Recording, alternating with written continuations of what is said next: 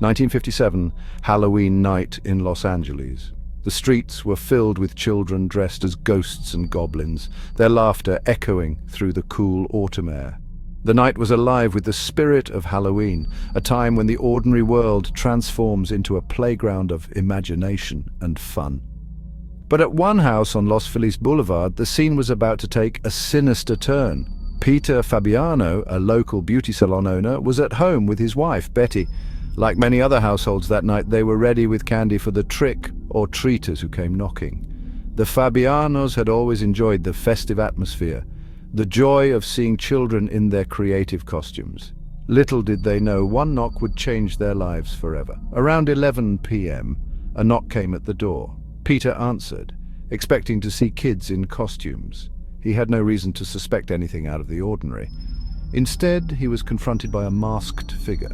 The figure stood silently, the mask hiding any hint of emotion or intent. Without warning, the figure pulled out a gun and shot Peter in the chest. The sound of the gunshot shattered the Halloween night, turning a festive evening into a nightmare. The masked assailant fled, leaving Peter fatally wounded.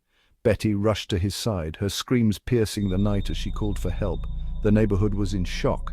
At first, people thought it might have been a Halloween prank gone horribly wrong. The idea that such violence could erupt in their peaceful community was unthinkable. But as the investigation unfolded, a more twisted tale emerged. The police began to piece together the clues, uncovering a plot that was far more sinister than anyone could have imagined. The masked figure was revealed to be a woman named Joan Rabel, but she wasn't acting alone. The investigation revealed a web of deceit and betrayal. Rabel had been hired by a woman named Goldyne Pizer. Pizer, a lab assistant, had been drawn into Rabel's dark plan. And the mastermind behind it all? None other than Peter's ex-lover, Joan Rabel herself.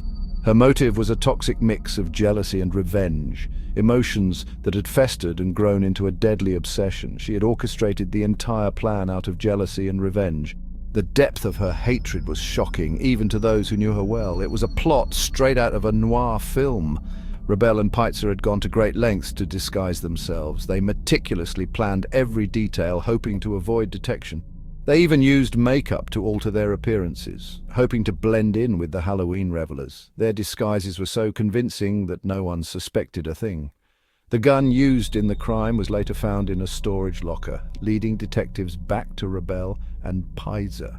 The discovery of the weapon was the final piece of the puzzle.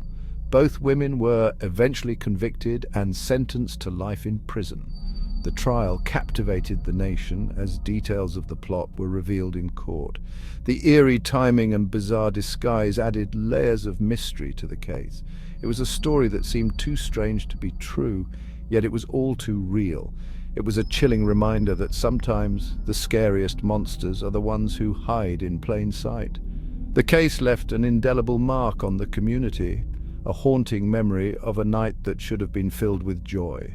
As neighbors handed out candy and children ran from house to house, they never suspected that a deadly plot was unfolding right next door. The contrast between the innocence of the children and the darkness of the crime was stark. The story of Peter Fabiano's murder remains one of the most haunting true crime tales to come out of Los Angeles. It serves as a grim reminder of the potential for evil that can lurk behind even the most familiar faces. A stark reminder that not all who knock on our doors are in search of treats. The events of that night have become a part of local lore, a cautionary tale told and retold over the years. On that Halloween night in 1957, the trick was deadly. Thanks for listening. Stay safe and remember, not all horrors are confined to the pages of fiction. Sometimes the most terrifying stories are the ones that actually happened.